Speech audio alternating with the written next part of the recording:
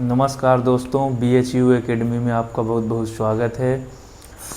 हमारी competitive exam SSC, railway, state police, MP police, बहुत सारे कॉम्पिटिटिव एग्ज़ाम में जो मैथ का सिलेबस होता है उसमें हमारी थ्योरी की लगभग 7 क्लासेस हो गई हैं, जिसमें हमने पहला चैप्टर क्या उठाया था, जो नंबर सिस्टम है। नंबर सिस्टम की हमारी थ्योरी क्लासेस हो गई हैं।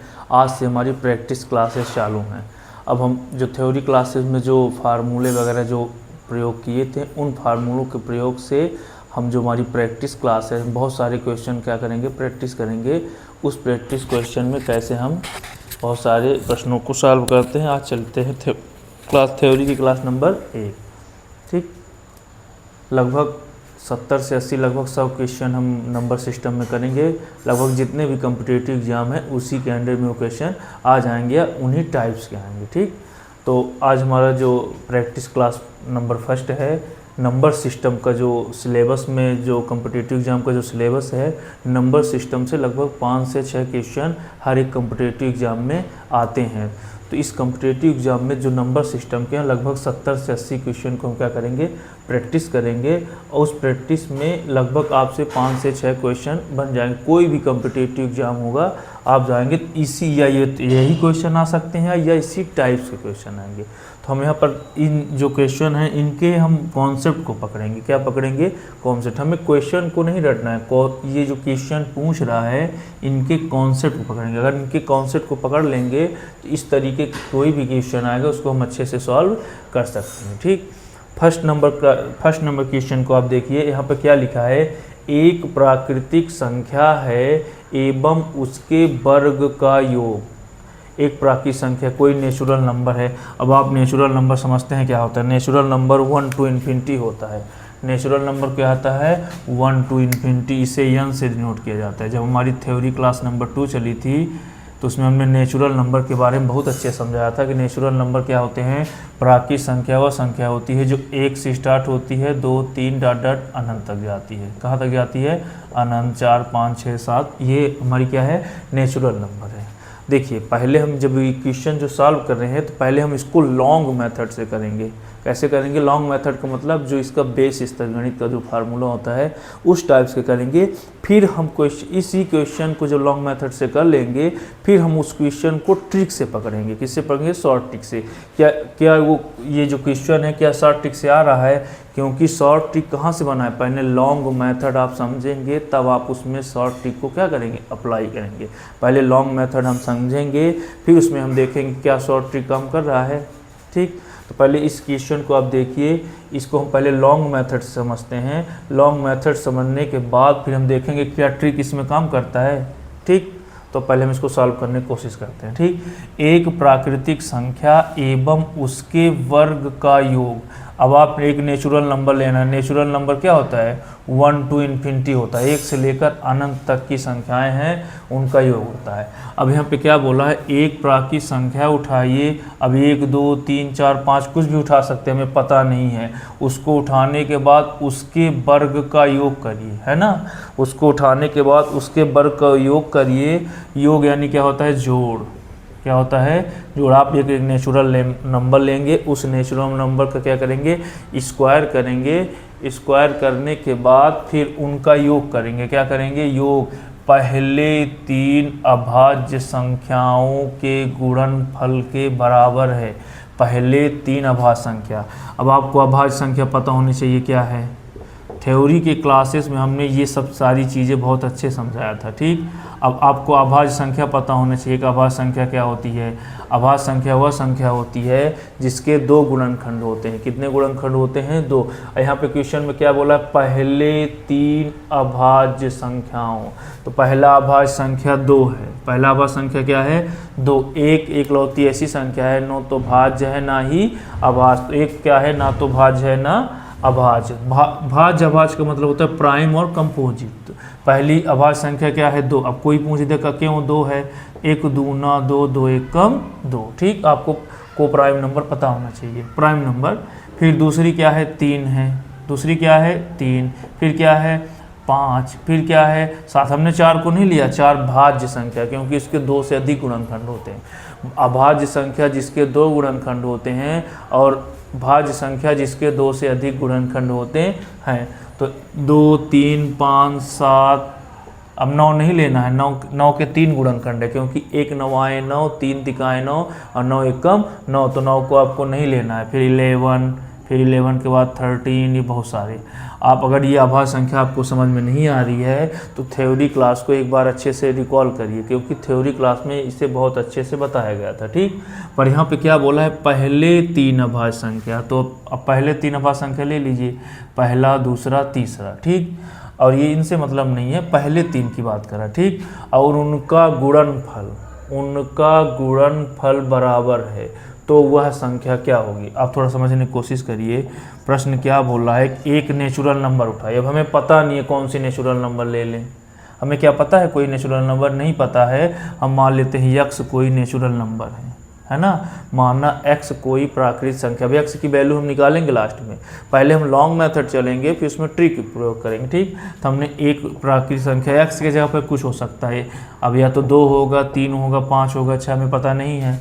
अब इसका जो ऑप्शन है तो 4 ऑप्शन है, कोई भी हो सकता है, लेकिन अभी हमें पता नहीं है तो हमने क्या मान लिया, x मान लिया। क्या मान लिया कि कोई नेचुरल नंबर क्या है, x है। पहले हम लॉन्ग मेथड को समझेंगे फिर उसमें ट्रिक को अप्लाई करेंगे। तो हमने क्या मान लिया, x।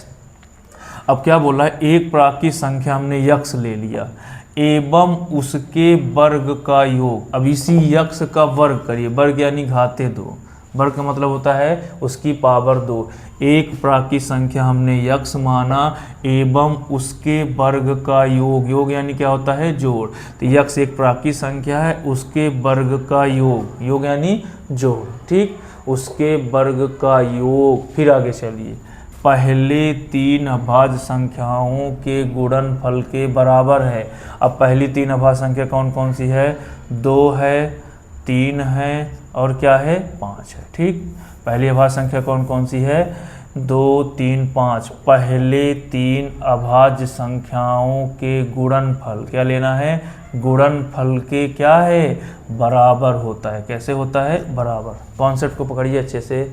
प्रश्न क्या बोला है कि एक प्राकृतिक संख्या लीजिए, माना हमने x एक प्राकृतिक संख्या ले लिया एवं उसके वर्ग का योग। अब उसी प्राकृतिक संख्या के वर्ग का योग करना है, तो हमने यहाँ पे क्या ले लिया, प्लस ले लिया। क्या ले लिया, प्लस। फिर क्या बोलता है कि ये जो है x प्राकृतिक संख्या और इसका स्क्वायर है, इनके वर्गों का योग अगले 3 अभाज्य संख्याओं के गुणनफल के बराबर है। तो पहले 3 अभाज्य संख्या कौन कौन सी है, 2, 3, 5, इनके गुणनफल के क्या है, बराबर है, तो वह संख्या निकाल, यानी x का हमको मान निकालना है। x क्या निकालना है, मान। चलिए समझते हैं।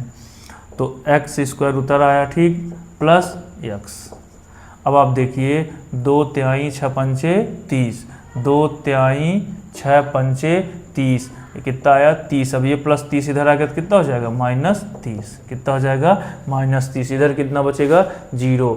यक्स स्क्वायर को हमने पहले ले लिया, फिर यक्स बचा, फिर 2 तिहाई 6 पंचे 30 प्लस 30 बराबर किधर आएगा, तो -30। अब आप दो क्या बोलते हैं, ये द्विघात समीकरण बन गया है। क्या बन गया है, 2 घात समीकरण। इस 2 घात समीकरण को हम पहले कैसे समझेंगे, ऐसी संख्या ढूंढिए कि गुणा करने पर क्या आए, 30 आए, जोड़ने घटाने पर क्या आए, 1, ठीक।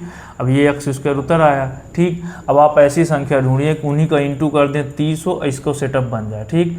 तो देखिए कौन सी संख्या है, 6 पंचे 30, क्या है, 6 पंचे 30। अब 6x - 5x प्लस 30 बराबर 0। अगर आप क्लास 10th में ये सब पढ़े होंगे तो आपको समझ में आ रहा है कि हमको इस x को फैक्टराइजेशन करना है, गुणनखंड के रूप बनाना है, तब x की वैल्यू निकलेगी। तब x की क्या निकलेगी, वैल्यू। तो हमने इस x को क्या लिख दिया है, 6x - 5। वैसे भी 6 में 5 जाएगा तो एक x न बचेगा।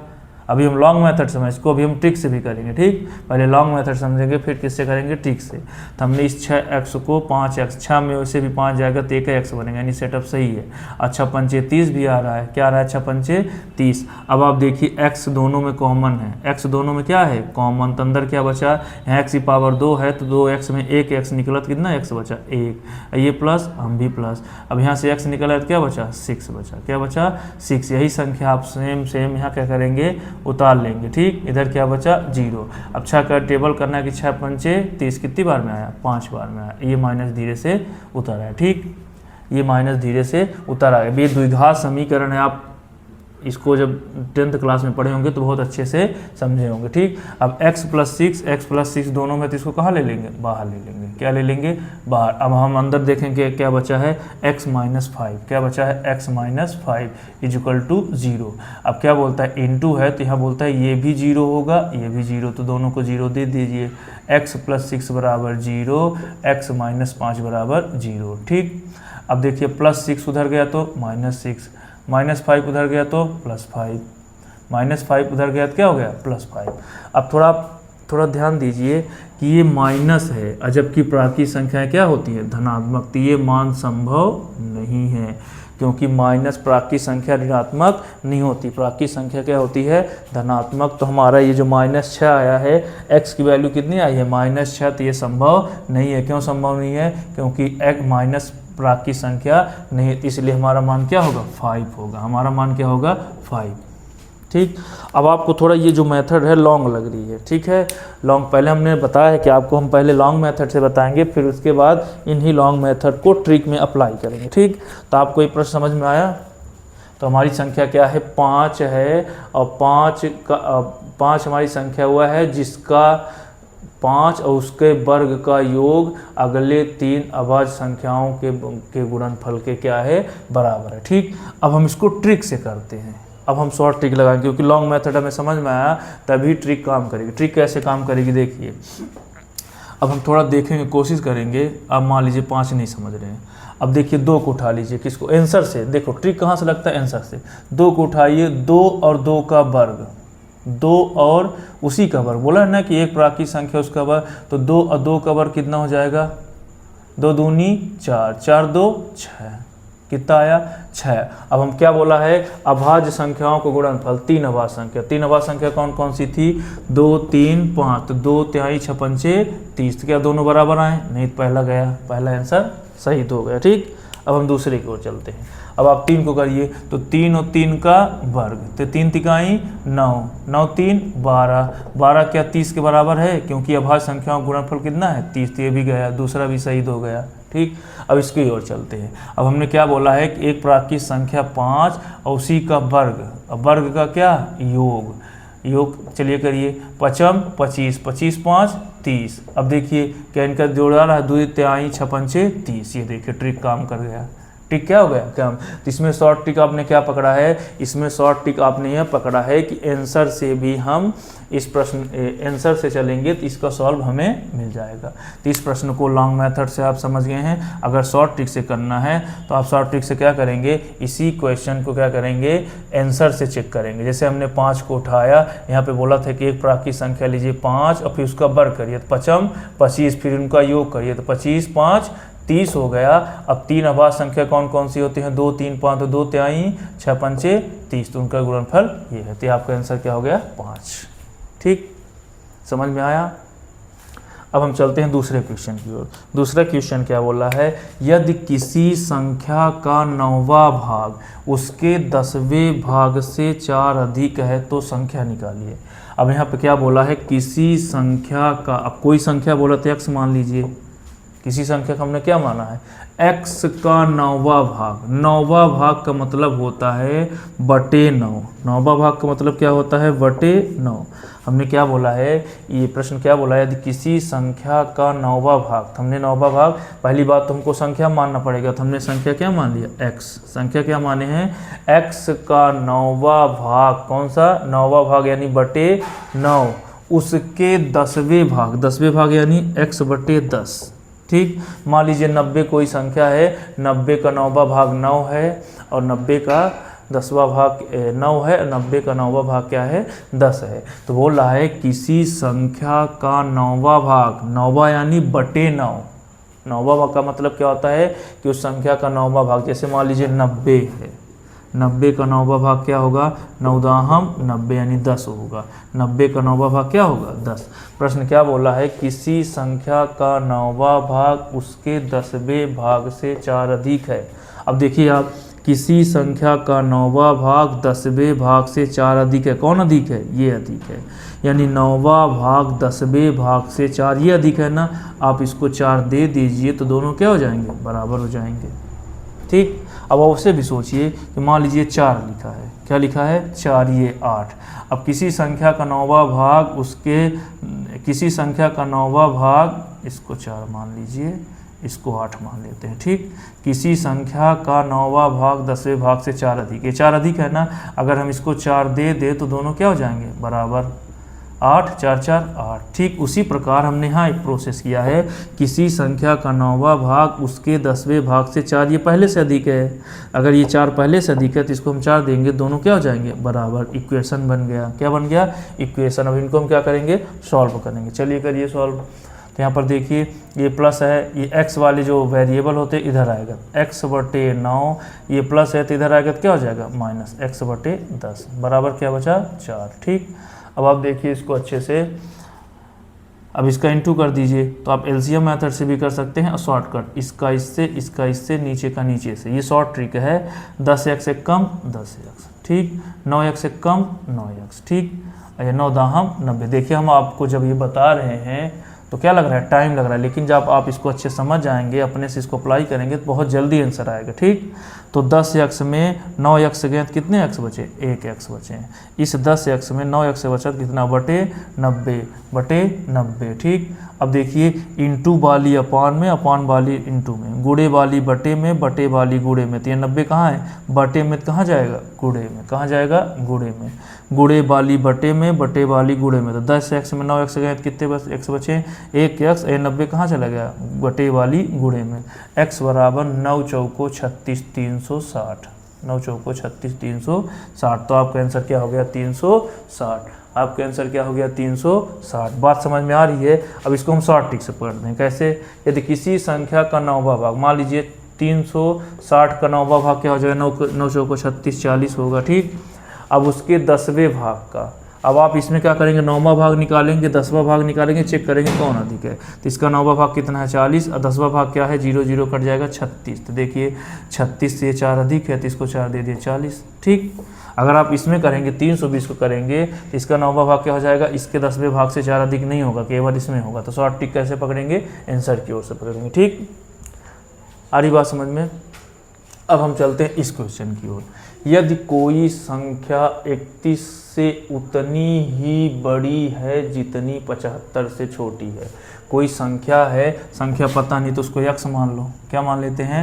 x। यदि कोई संख्या 31 से उतनी ही बड़ी है, यानी 31 से एक संख्या बड़ी है तो और 75 से ही उतनी क्या है? छोटी है। ठीक। यानी कोई संख्या है x मान लिए हैं, ये 31 से क्या है? उतनी बड़ी है। बड़ी यानी 31 छोटा है। संख्या से 31 क्या है? छोटा है। हमने क्या बोला? ठीक से समझिए।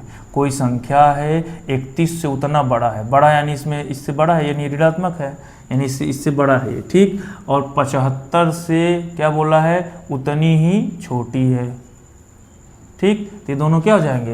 यानी कोई संख्या 31 से उतना बड़ा है, यानी उतनी बड़ी है, यानी ये x बड़ा है, और 75 से उतनी छोटी है। तो ये दोनों क्या है? बराबर। यानी जितनी इससे 31 से बड़ी है उतना 75 से क्या है? छोटी। तो ये दोनों क्या हो जाएंगे? इक्वल। ठीक। x है, ये माइनस x इधर आता क्या हो गया? Plus x। ठीक। 75 माइनस 31 उधर गया क्या हो गया? प्लस 31। ठीक। अब दोनों को क्या कर दीजिए? x 2x, x 2x। 75 31 5 1 6 7 3 10। Into वाली कहाँ जाएगी? अपान में। इंटू वाली कहाँ जाएगी? अपान में। तो कितना हो जाएगा? x बराबर 2 पंचे 10, 2 तिहाई 6 53 है। आपका आंसर क्या हो गया? 53। ठीक। ठीक। प्रश्न क्या बोला है? कोई संख्या 31 से उतनी क्या है? बड़ी है, और 75 से उतनी छोटी। यानी 31 से उस संख्या को अब घटाएंगे और 75 से उस संख्या को क्या करेंगे? घटाएंगे। दोनों क्या जाएंगे? इक्वल। ठीक। तो हमने क्या बोला? कोई संख्या है, मान लिया x है, 31 से उतनी बड़ी, यानी बड़ी है तो इसको हम इधर लिख दिए, और 75 से छोटी है तो इसको इधर लिख दिए। ये x बड़ा है 31 से, 75 छोटा, दोनों क्या है? बराबर। ये माइनस इधर आया प्लस हो गया, ऋण 31 उधर गया प्लस 31, तो कितना बचा? ये 53। अब आप इसको उत्तर से कैसे पकड़ेंगे? अब आप 106 में 31 घटाइए अब ये 75 से 75 में जोड़िए, क्या बराबर आ रहा है। अब इस 53 को देखिए, किसको देखिए, 53 को। क्या बोल रहा है, 53 में 31 घटाइए, कितना होता है, 53 में 31 घटाएंगे कितना आएगा, 2, 5 में 3 का 2, 22। अब 75 में आप 53 घटाएंगे, सॉरी कहाँ गया, ठीक। और 75 में 53 में 31 घटा दिए 22, और उसमें उसको घटा देंगे तो कितना आ जाएगा, सेम आ जाएगा, ठीक। यानी कहने का मतलब 53 में आप 22 जोड़ेंगे तो कितना आएगा 75, और 22 घटाएंगे तो कितना आएगा 31। चेक कर लीजिए, 53 में 22 जोड़ दीजिए, ठीक, तो कितना आया 5, 1 2 7 75। अब 53 में 22 घटा दीजिए, कितना आ रहा है 1 3 31 आ रहा है, ठीक। ये आप शॉर्ट ट्रिक से पकड़ सकते हैं, ठीक। अब हम चलते हैं लास्ट क्वेश्चन। प्रश्न क्या बोला है, जब 5A7 में 335 जोड़ा जाए। देखिए बहुत सरल है ये प्रश्न, ठीक। यहाँ क्या बोला है, 5A7 में 335 जोड़ा जाए। चलिए जोड़िए, 335 हमने जोड़ दिया, ठीक। तो बोलता क्या है कि इसका जो परिणाम है, परिणाम यानी जोड़ने के बाद ये कितना हो जाता है 8B2, क्या हो जाता है 8B2 हो जाता है। अब 8B2 3 से विभाज्य है। अब ये जो 8B2 जो आपका रिजल्ट आया है, ये 3 से क्या है, विभाज्य है। 3 से क्या है, विभाज्य है।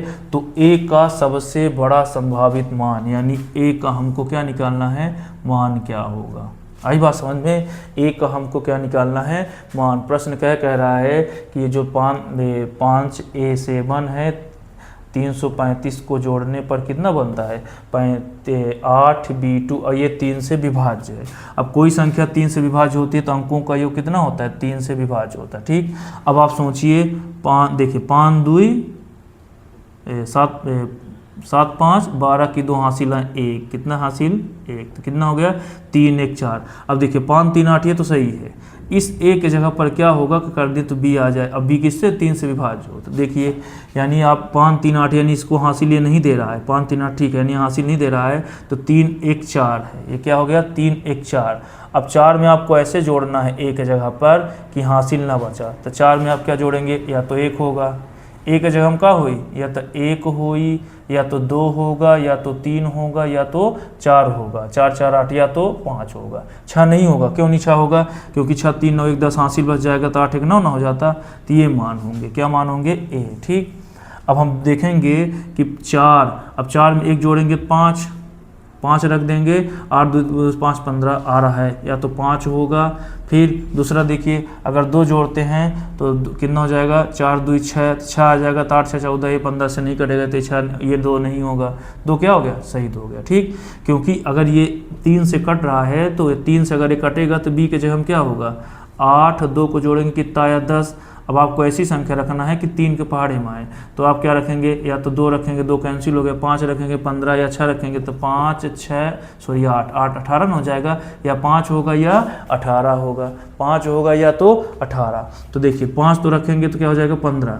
अब आप चेक करिए 3 को, 3 रख देंगे तो 3 3 6 1 7, 7 रखेंगे तो नहीं काम करेगा। 4 को रखिए, 4 4 8 8 8 16 2 18, नहीं हाँ 8 में आ रहा है। अगर आप यहाँ पे 4 रख दिए तो 4 1 5 नहीं आ रहा है। अगर 5 रखिए तो 5 3 8 1 9, 5 3 8 1 9, इसमें भी नहीं आ रहा है, तो हमको क्या लेना पड़ेगा 4 लेना पड़ेगा। क्या लेना पड़ेगा 4, 5 में 9 आ रहा है ना, 4 रखिए। चलिए हम यहाँ 1 बराबर पे 4 रखते हैं, क्या रखते हैं 4, ठीक।